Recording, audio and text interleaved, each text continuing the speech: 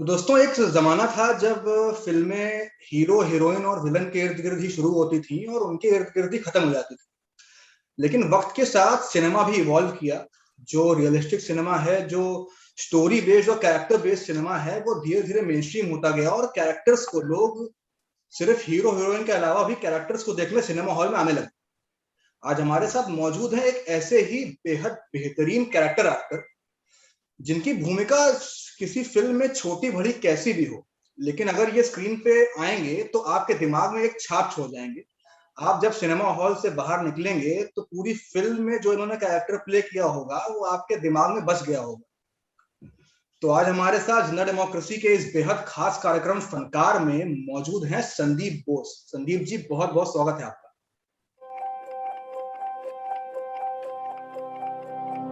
I am your fan. तो आपने एक बहुत ही वाइड वैरायटी ऑफ डायरेक्टर्स के साथ काम किया है, मतलब रियलिस्टिक लाइंस पे रहती है उनकी कहानियां, उनकी फिल्म मेकिंग। हाँ, नवजोत सेक्स और धोखा में आपकी परफॉर्मेंस देख के मेरा माइंड ब्लो हो गया था। मेन नेगेटिव ही था वो, मतलब जो फिल्म आपने तो देखी है फिल्म, तो अपनी जर्नी स्टार्ट हो गई। मुझे हाजी मस्तान के लिए चाहिए। I was very thrilled. कैसे उस फिल्म की जो टोन है, जो सेटिंग है, बहुत ही रियलिस्टिक है। और मेरे जो गुरु हैं थिएटर, उस वक्त मेरी मूछें तो थी नहीं, एकदम क्लीन शेव। तो वो मॉडलिंग मैंने उस वक्त दिल्ली में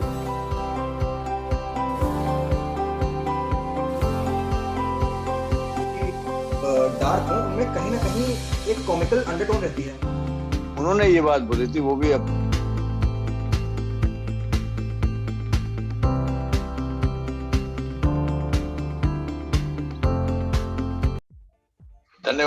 धन्यवाद जी, आपका बहुत बहुत धन्यवाद जी।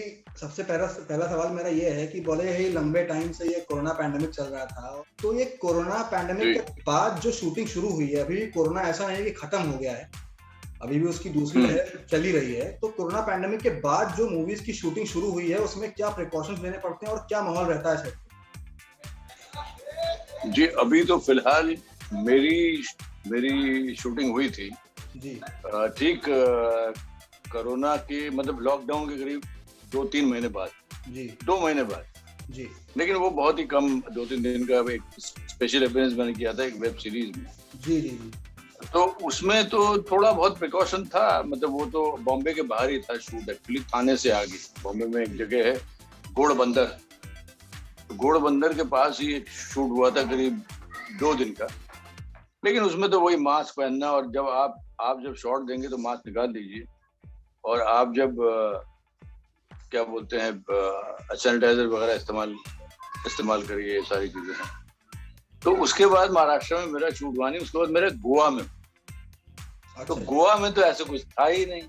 जो राम गोपाल वर्मा जी की मैंने फिल्म की जी जी जी, डी कंपनी जी जी जी, तो उसमें गोवा में शूट हुआ। तो गोवा में तो ऐसी कोई दिक्कत वाली बात थी। हाँ जी, क्योंकि वैसे भी पहले गोवा वाज टोटली फ्री। थोड़ा बहुत हल्का फुल्का वहाँ पे केसेस आए थे, तो जब तक हम लोग शूट कर रहे थे तब तक एकदम नॉर्मल। तो उसमें ऐसा एज सच, मतलब जब हम बाहर से मतलब शूट से होटल जाते थे लोकेशन से, तो मास्क वगैरह पहन लिया, ठीक है। लेकिन ऑन सेट कोई सैनिटाइजर था, लेकिन बाकी मास्क वास्क का कुछ ऐसा कुछ नहीं थी। मतलब वहाँ इतनी दिक्कत बहुत ही प्यार से, नहीं वहाँ इतनी दिक्कत नहीं। हाँ, महाराष्ट्र के अंदर जो लोग शूटिंग कर रहे हैं, महाराष्ट्र और आसपास, उनके लिए दिक्कत है। बॉम्बे के आसपास या बॉम्बे के अंदर जी जी जी, तो उनके लिए दिक्कत है, उनके लिए नॉर्म्स हैं। महाराष्ट्र में भी बहुत ऐसा हाँ, महाराष्ट्र में एक्चुअली काम हो ही बहुत कम रहा है।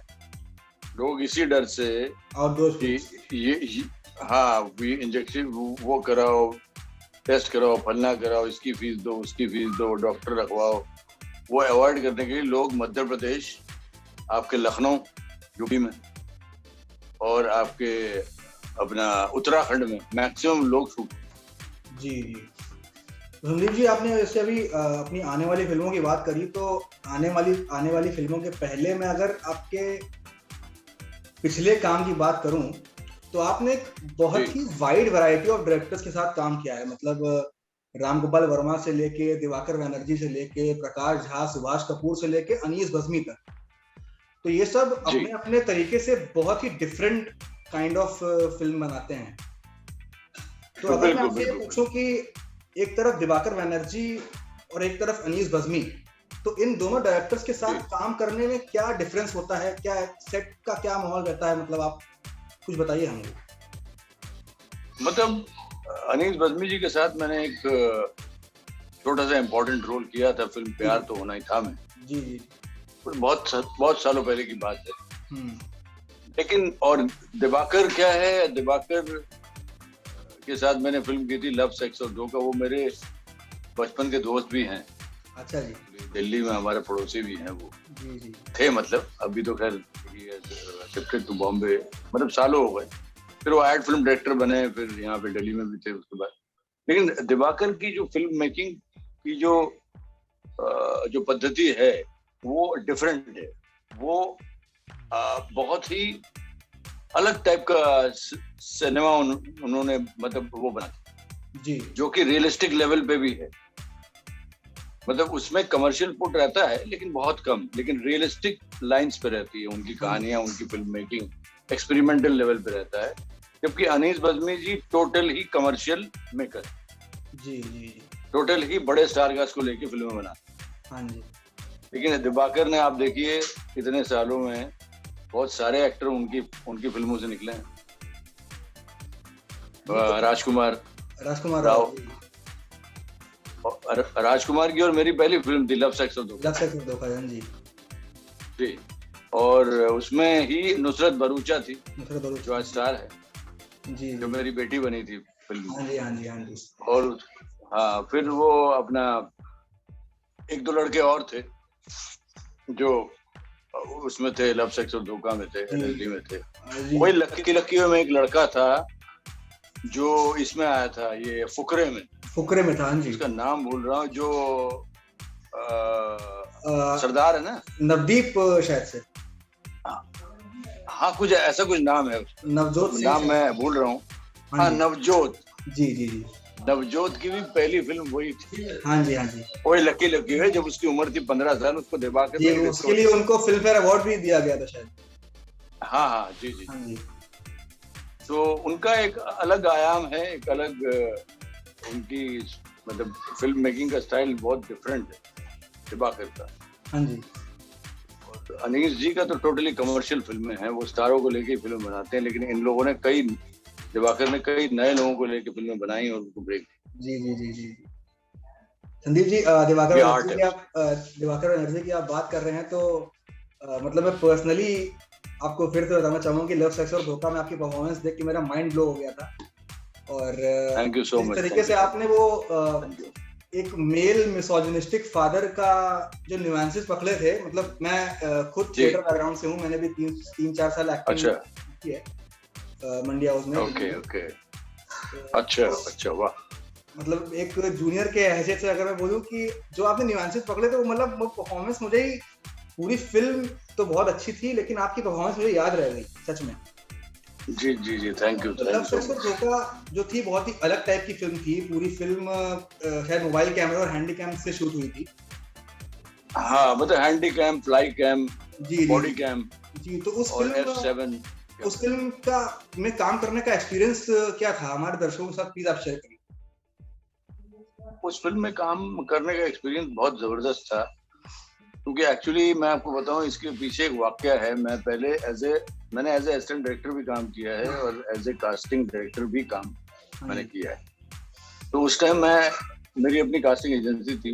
उस दौर में मैं तो एक्टर ही था, लेकिन आपको साइड में अगर आप एज एन एक्टर आपको काम नहीं मिल रहा है तो अपनी आजीविका को आगे बढ़ाने के लिए और इस फील्ड में रहने के लिए आपको कुछ ना कुछ तो चाहिए। आप लीग से हटके काम नहीं कर सकते, है ना।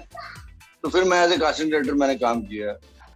तो तब मुझे दिवाकर ने, तब मेरा वेट बहुत ज्यादा था और I was not can say that I was not so well maintained.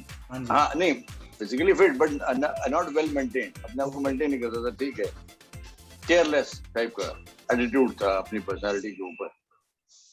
तो उस वक्त दिबाकर ने मुझे कहा कि यार एक फिल्म है तो तू कास्टिंग कर ले इसकी।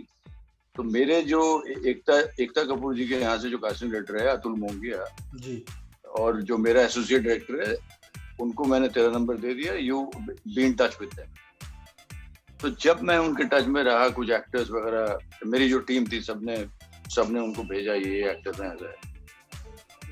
तो उसके बाद अचानक मैं एक बार जुहू में एक हैबिटेट सेंटर था, जुहू में, जो अभी नहीं है, उस टाइम था, 2009 की बात है। तो उस टाइम मुझे दिवाकर ने एक बार बोला कि तू जाके एक बार देख ले भाई कि ऑन लोकेशन क्या, मतलब वहाँ पे क्या हो रहा है, ऑडिशंस वगैरह, लुक टेस्ट वगैरह कैसे हो रहे हैं, कौन कौन है तेरे आर्टिस्ट वगैरह, तू अपनी टीम को लेके जा, एक बार मिल ले। हाँ जी। मैं फिर वहाँ गया। तो जब मैं गया, अतुल मोंगिया से मेरे से मिलने आए, कहते हैं hello sir, how are you, या Divakar sir told me that you are coming. तो मैं अपने असिस्टेंट वगैरह के साथ गया, सब सारी चीजें थी। तो अचानक वो मेरे पास करीब 1-2 घंटे बाद आया, मैं वहीं बैठा हुआ था, सब ऑडिशन वगैरह चल रहे थे। तो तब आया कि बोला कि सर आप एक आपका टेस्ट लेना है सर। मैंने कहा यार मैंने तो थिएटर में करता था पहले, और अभी तो खैर एज एन एक्टर तो मैं एक्टिव नहीं हूँ। तो कहते नहीं सर, आपकी आवाज और आपकी पर्सनालिटी जो है ना, एक इसमें कैरेक्टर है, एक फादर का रोल है, बड़ा दबंग है, और वो उत्तर भारत का है, मतलब हरियाणा दिल्ली साइड का जी, और वो आपका एक टेस्ट लेना है। तो मैं आपको क्यों दूंगा, ये स्क्रिप्ट है, आप देख लीजिए। मैंने कहा अच्छा यार, मैं मेंटली प्रिपेयर्ड था नहीं, लेकिन तब भी मैंने कहा यार थोड़ा टाइम लगेगा। तो कोई बात नहीं सर, आराम से बैठिए और आप इसको देख लीजिए अच्छे से, कैसा क्या है, अपने को एक अंडरस्टैंडिंग टेस्ट चाहिए। मैंने कहा ठीक। तो फिर मैंने उसको करीब 1 घंटे बाद वो टेस्ट दिया, वो मैंने टेस्ट दिया। तो टेस्ट देने के बाद वो कहते सर वेरी गुड। तो मैंने कहा अच्छा, मैंने सोचा ठीक है चलो अच्छा है, बढ़िया है। तो अभी करीब हफ्ते 10 दिन बाद दिवाकर का फोन आया मेरे पास, बोला कि भाई ये तू कास्टिंग वास्टिंग छोड़, एक्टिंग पे ध्यान दे। मैंने कहा मतलब? कहता भाई तू उसमें उस फादर के रोल के लिए तू already you are on board, you are shortlisted, और आई थिंक तेरा वर्कशॉप वगैरह होगा। एकता कपूर ने भी तेरा ऑडिशन देखा है, तो वर्कशॉप होने के बाद यू विल बी ऑन। मैंने कहा यार मतलब कमाल है। कहता नहीं, जो अब तक हुआ है वो हुआ है, ठीक है, इसके बाद you just leave that, just concentrate on this. मैंने कहा अच्छा। तो फिर वो उसी कैरेक्टर के सीन पहले थे 2 सीन, वो बढ़ के 7 सीन हो गए। अच्छा जी। जो फादर का रोल था, it was the main villain, main negative ही था वो, मतलब जो फिल्म आपने तो देखी है फिल्म, जी आपको पता है। तो वो फिर बढ़ के 7 सीन हो गए, और फिर तो बाकी जब उसका एक प्रीव्यू रखा गया, मैं गया, मुझे दिवाकर ने बुलाया, तो मैं गया, तो वहाँ देखा कि सब लोगों ने मुझे अपलॉड किया, मतलब अनिल कपूर, परेश रावल जी, उसके बाद महेश भट्ट, विशाल भारद्वाज जी, बहुत अच्छा आपका परफॉर्मेंस था। मैंने कहा thank you sir. Anupam Kher जी। तो बस उसके बाद से चीजें पलट गई। सब लोग उन्हें बोला कि भाई बहुत अच्छा परफॉर्म किया आपने, अब तक कहाँ थे? तो दिवाकर बोला मेरे बचपन का दोस्त है, तो कहते you must only pursue as an actor. आप इससे पहले आप क्या करते? मैंने कहा इससे पहले नहीं, एक्चुअली मैं मतलब कास्टिंग और डायरेक्शन असिस्टिंग। कहते नहीं आप एक्टिंग में ध्यान दीजिए। तो उसके बाद से जो जर्नी है, 2010 में रिलीज हुई फिल्म जी, तो अपनी जर्नी स्टार्ट हो गई as an actor. Sandeep ji, उसके बाद की जो आपकी जर्नी है, बड़ी बेमिसाल जर्नी है और सबके सामने है, सबने देखी है। दर्शकों को मालूम है कि इस फिल्म में आप हैं और आपकी भूमिका उनको याद रहती है। तो इसी के साथ संदीप जी, हम आपकी आने वाली फिल्मों के ऊपर आते हैं। तो आपकी आने वाली फिल्मों में मुझे जो याद है, वो एक रामगोपाल वर्मा जी के साथ डी कंपनी नाम की फिल्म आपने बताया भी हमारे दर्शकों को भी। हाँ, इसमें आप हाजी मस्तान जी का रोल प्ले कर रहे हैं शायद। जी, हाजी मस्तान जो इंडिया के पहले अंडरवर्ल्ड डॉन थे। जी। तो मैंने उस फिल्म का ट्रेलर देखा और काफी old school Ram Gopal Verma film लग रही है, और काफी बेहतरीन ट्रेलर है उसका। तो उस फिल्म के बारे में कुछ बताइए। उस फिल्म के बारे में राम गोपाल वर्मा जी के एक कास्टिंग डायरेक्टर हैं, तो अचानक मुझे अभी करीब 2-2.5 महीने पहले फोन आया था कि सर आपके कुछ मुझे पिक्चर्स भेजिए जी। मुझे हाजी मस्तान के लिए चाहिए, एक फिल्म बना रहे हैं टी कंपनी। मैंने कहा अच्छा, तो मैंने ऐसे ही भेज दी। उसके करीब 1 हफ्ते बाद फोन आता है कि सर आपका सिलेक्शन हो गया एज ए हाजी मस्तान। मैंने कहा अच्छा, I was very thrilled. Okay. और वो बहुत इम्पोर्टेंट, मतलब पावरफुल रोल है फिल्म के अंदर, क्योंकि दाऊद को बनाने में हाजी मस्तान का भी बहुत बड़ा हाथ था, बैकग्राउंड है, बहुत बड़ा हाथ था। तो फिर आई वाज सो थ्रिल्ड। और उसके बाद रामू जी के साथ मैंने काम किया, और उससे पहले भी मैंने एक फिल्म की थी बहुत पहले, लेकिन वो फिल्म में सिर्फ मेरा कैमियो था जी। रामू जी के साथ। उस फिल्म का नाम था not a love story. Not love story, okay. हाँ, ट्रेलर आपने शायद देखा होगा। जी जी जी। ये कंपनी, जी जी बिल्कुल देखा। तो आपको कैसा लगा ट्रेलर? बिल्कुल, अरे वही तो मैंने आपको बताया संदीप जी कि बिल्कुल old school Ram Gopal Verma film लग रही है। और रामू जी का जो फोटे है गैंगस्टर फिल्म्स का, मतलब मेरे हिसाब से जो फोटे है वो साफ साफ दिखाई पड़ रहा है फिल्म में। और आपका जो लुक है वो टोपी वोपी के साथ बहुत ही बेहतरीन लग रहा है उसमें। जी, मतलब उसमें एक्चुअली क्या है कि हाजी मस्तान का जो एंड का जो है जी, मतलब उनके जो जब वो काफी मैच्योर्ड एजेड हो गए थे, उस दौरान का उनका लाइफ दिखाया गया इसमें। और दाऊद तब उभर रहा था एज ए डॉन। जी जी जी। तो इसीलिए वो लुक वैसा ही दिया है उन्होंने। क्योंकि मुझे बहुत लोगों ने कहा, इंडस्ट्री में भी बड़े बड़े राइटरों ने कहा, मुझे मैसेज आए कि आपका लुक जो है हाजी मस्तान से बहुत मिलता है, मतलब आपकी कास्टिंग जो है बहुत जबरदस्त हुई। इसमें कोई शक नहीं है संदीप जी। और आपकी 2 और फिल्में आने वाली हैं, एक डर्टी हीरोज नाम की और एक मथान नाम की। हाँ, मेरी 2 और फिल्में हैं। एक फिल्म काफी टाइम से रुकी पड़ी है, वो उसमें एज ए लीड रोल मैंने किया है, और वो पॉलिटिकल थ्रिलर फिल्म है। ओके।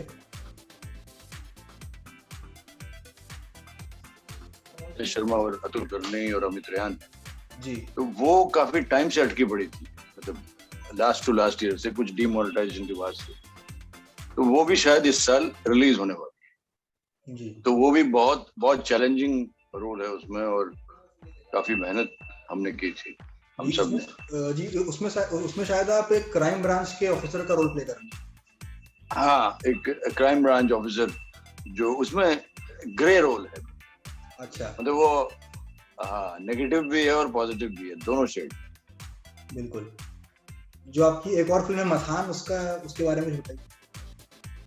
हाँ, मथान जो फिल्म है वो एक बंगाल के डायरेक्टर हैं अंजन भट्टाचार्य, काफी टैलेंटेड डायरेक्टर हैं। तो उसमें उन्होंने गांव के बैकड्रॉप में आज से 20 साल पहले जो पानी की दिक्कतें होती थी बंगाल, मतलब कोई भी उन्होंने एस्टैब्लिश नहीं किया, वैसे हमारा शूट बंगाल में हुआ था। तो वो काफी रूरल और रॉ फिल्म, मतलब रियलिस्टिक फिल्म। जी जी। तो उसमें तो मेरा एज ए मेन विलन ये सेंट्रल कैरेक्टर है, लेकिन वो नहीं, हाँ, विलन वैसा ही रोल है, लेकिन बड़ा अंडर प्ले है। बहुत नेचुरल और रियलिस्टिक फिल्म उन्होंने बनाई है। वो भी काफी टाइम से, लॉकडाउन से पहले रिलीज होने वाली थी, लेकिन वो लॉकडाउन के चक्कर में और टाइम लग गया। जी जी। तो उसकी भी प्लानिंग है इस साल रिलीज के लिए। जी, मैंने मथान का भी ट्रेलर देखा, और आप सही कह रहे हैं कि बहुत ही रियलिस्टिक सेटिंग है उस फिल्म की। और जी जी, जो ट्रेलर में आपके शॉट्स हैं या फिर किसी भी एक्टर के शॉट्स हैं जो आपके साथ जो अन्य एक्टर्स काम कर रहे हैं, बहुत ही उनकी एक्टिंग को लेकर भी काफी नेचुरल अप्रोच रही है इस फिल्म में।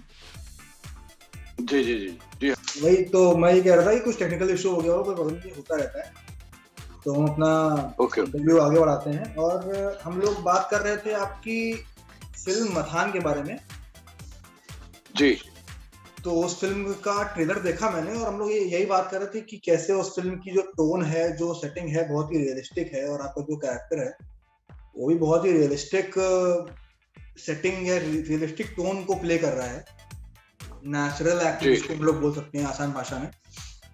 तो संदीप जी, आपका जो बैकग्राउंड है थिएटर से है, आपको थिएटर का मतलब बहुत ही ज्यादा एक्सपीरियंस है, और दिल्ली में आपने काफी अव्वल दर्जे का थिएटर का आप हिस्सा रहे हैं।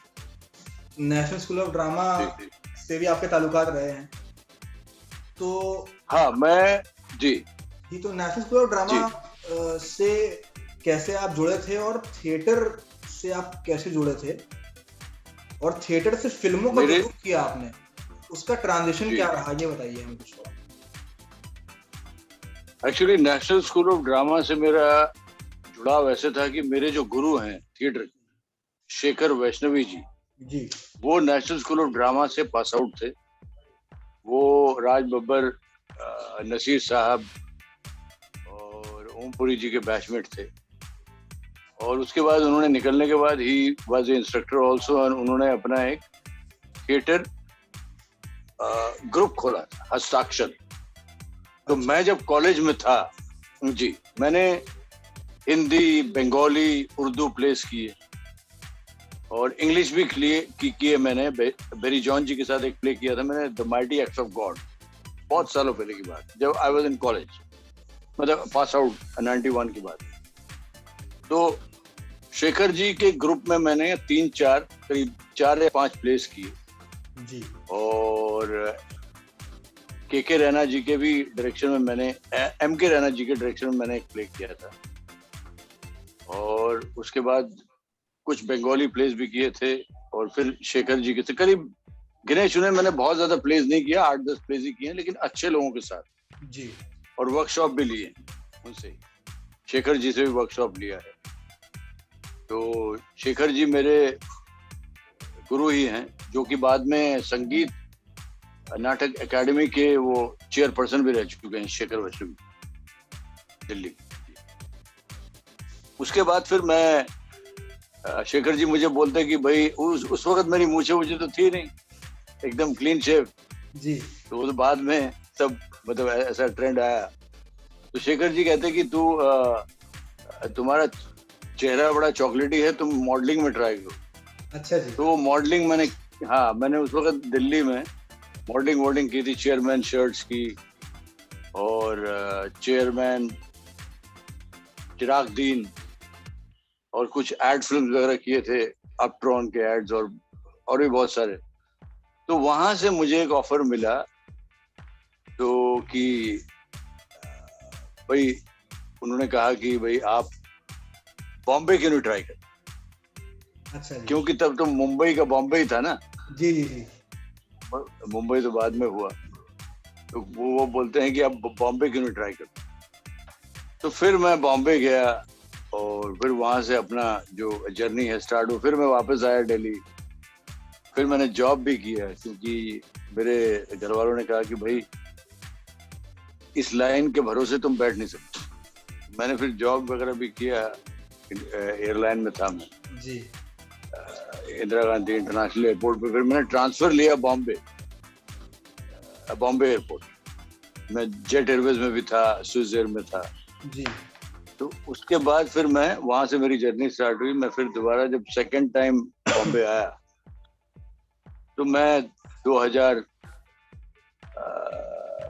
1996 ओके। तो हाँ, तो फिर तब मुझे मेरे गुरु हैं फिल्म इंडस्ट्री के, उनका नाम है मिस्टर सुनील अग्निहोत्री, जिन्होंने कभी बनाई थी चंद्रकांता और भी कई सीरीज। तो वो डायरेक्टर थे। तो उन्होंने मुझे कहा कि बेटा ऐसा है, आप आओ तो नौकरी लेके आना जी, क्योंकि इस लाइन का कोई भरोसा नहीं, तो you must have a backup support. तो फिर मैंने उन्होंने मुझे ब्रेक दिया था युग सीरियल में, करीब मैंने 100 एपिसोड में काम किया। युग जो दूरदर्शन में आता था जी जी, उसमें काफी बड़े एक्टर्स थे उस दौर में जी। तो वही, उसके बाद युग सीरियल किया, कुछ और सीरियल्स के, धीरे धीरे मिलते मिलते फिर अजय देवगन उनके भाई हैं अनिल देवगन, भाई जी थे जी। अभी तो उनकी डेथ हो गई, वो मेरे स्कूलमेट रह चुके हैं। अच्छा जी। तो वो डायरेक्टर भी थे, हाँ डायरेक्शन में भी थे, एज ए डायरेक्टर भी उन्होंने 2-3 4 फिल्में बनाई थी। तो उन्होंने मुझे बहुत हेल्प किया उस दौरान। उनके साथ आपने शायद एक फिल्म की थी, अजय देवगन भी उस फिल्म में थे लीड रोल में, हिंदुस्तान की कसम उस फिल्म का नाम था। हाँ, उसमें मैंने एज ए असिस्टेंट काम किया। अच्छा, हाँ, ओके। हाँ, एज ए असिस्टेंट डायरेक्टर काम किया। और बाकी जो प्यार तो होना ही था थे, वो अजय देवगन जी की ही होम प्रोडक्शन थी। तो उसमें भी एज एन एक्टिंग भी की थी मैंने। जी जी जी। तो वही उनका ही सपोर्ट था, अनिल जी का और उसके बाद अजय जी का। तो मैंने धीरे धीरे चीजें बदलती रही और मैं लगा रहा, इसमें लगे रहना पड़ता है इस लाइन में बहुत। जी जी बिल्कुल, वो तो है। और क्या है कि ये लाइन ऐसी है कि आग का दरिया है और डूब के जाना है। डूब के जाना है, वाह। ये आग का दरिया ही तो ये संदीप, आपका वही है। जो आपका इतने सालों का एक्सपीरियंस है, वो जाहिर तौर पर स्क्रीन पे दिखता है, आप कोई भी कैरेक्टर प्ले करते हो। तो संदीप जी, अब जब आप सिनेमा में मेन स्ट्रीम मूवीज में बहुचर्चित चेहरा बन चुके हैं और आपको लोग जानते हैं, तो अब थिएटर की तरफ कभी रुख होता है आपका? नहीं, उसके बाद से फ्रैंकली स्पीकिंग कभी रुख हुआ नहीं। अच्छा। उसके बाद से सिर्फ फिल्म, हाँ। टीवी मैंने बहुत ही कम किया है। Maximum I love to do films. Okay. तो मैंने उसके बाद थिएटर कभी किया नहीं उसके बाद, क्योंकि आप जद्दोजहद में, स्ट्रगल में, आजीविका में इतने लग जाते हो कि आपको वो वक्त, उसके लिए पीस ऑफ माइंड चाहिए जी। समय नहीं मिल पाता। वो अब थिएटर करने के लिए आपको पीस ऑफ माइंड चाहिए। जी बिल्कुल। तो वही सारी चीजें हैं। बिल्कुल सही कहा संदीप जी कि थिएटर के लिए पीस ऑफ माइंड चाहिए होता है। मैंने भी आपको बताया कि थिएटर का बैकग्राउंड है मेरा। तो संदीप जी, अब मेरा अगला सवाल आपसे ये है कि मतलब ये काफी पर्सनल क्वेश्चन है, ये मैं एज अ इंटरव्यूअर नहीं पूछ रहा हूँ आपसे, मैं एज अ फैन बॉय और एज अ जूनियर पूछ रहा हूँ कि जितने भी आपके रोल्स मैंने देखे हैं, जो मुझे याद है, वो रोल भले ही कितने भी सीरियस हों, कितने भी डार्क हों, उनमें कहीं ना कहीं एक कॉमिकल अंडरटोन रहती है। मतलब मेरे कहने का मतलब है कि नीचे कहीं हल्की सी कॉमेडी दबी हुई होती है। एज पर द स्क्रिप्ट और एज पर द कैरेक्टर जी, वो एक्चुअली व्यंग्यात्मक है। अच्छा जी। हल्का सा टच है, तो वो है, इसलिए वो लगता है।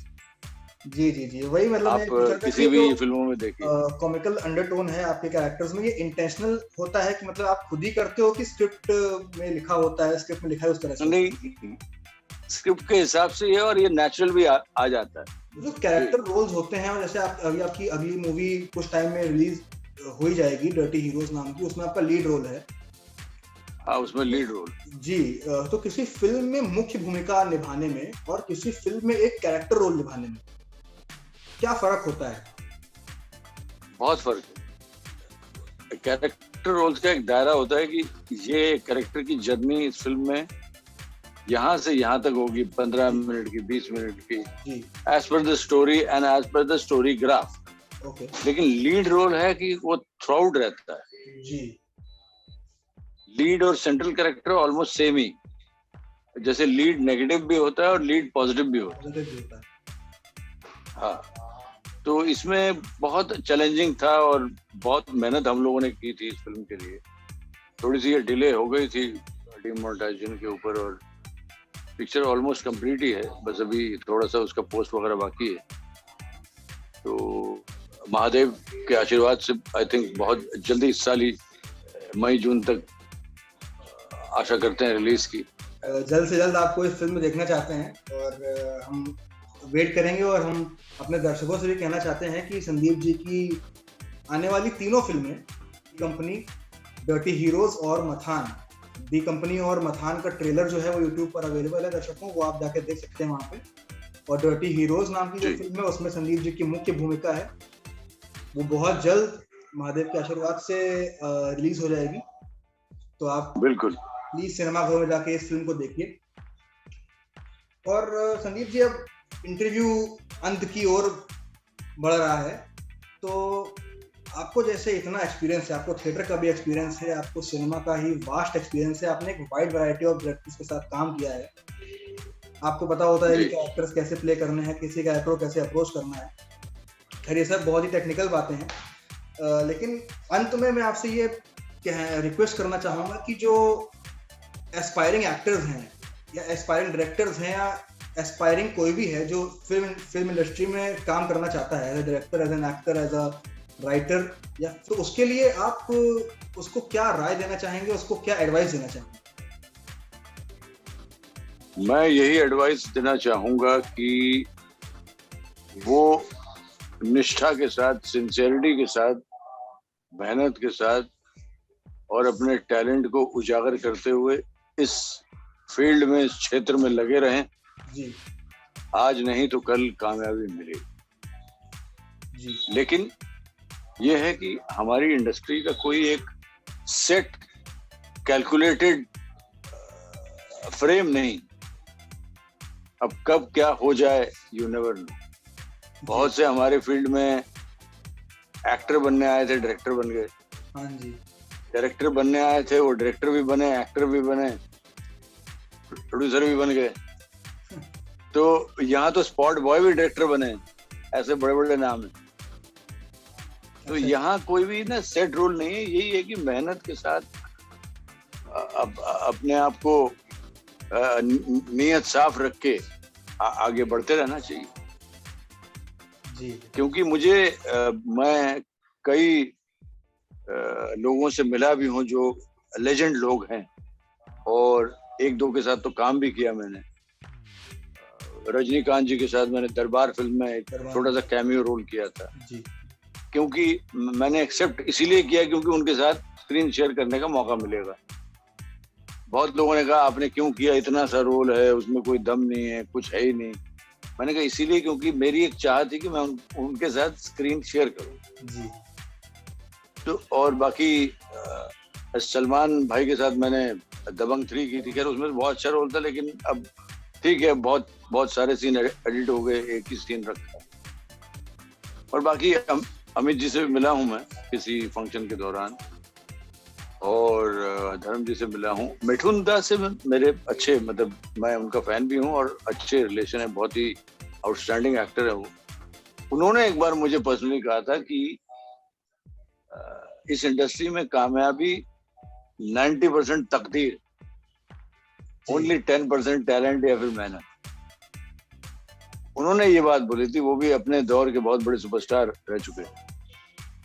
तो जब उन्होंने ये बात बोली, मैंने कहा हाँ, तकदीर तो बहुत बड़ी चीज, क्योंकि यहाँ कोई आयाम नहीं होता कब कौन क्लिक हो जाए। अमरीश पुरी 50 में हिट हुए, AK अंगल साहब 50 के बाद आए जी। पवन सर 45 के बाद इंडस्ट्री में आए।